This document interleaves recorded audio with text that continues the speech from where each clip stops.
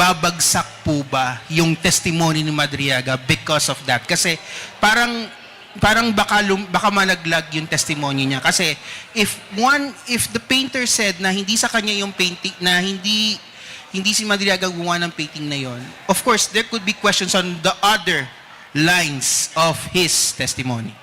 Tingin ko hindi naman po malalaglag yun kasi una, the question on the painting is irrelevant to the questions relating to the impeachment. Kaya nga, halimbawa, as far as some of the members are concerned, nakatutok lang ho sila alin ba doon sa affidavit niya yung may actual na epekto doon po sa impeachable offense na pinag-usapan, betrayal, public trust, culpable violation of the Constitution, among others. So, kung hindi ho siya related doon, as far as other members are concerned, parang extraneous na ho yun on the determination nito pong katotohanan o hindi katotohanan ng mga sinasabi po niya.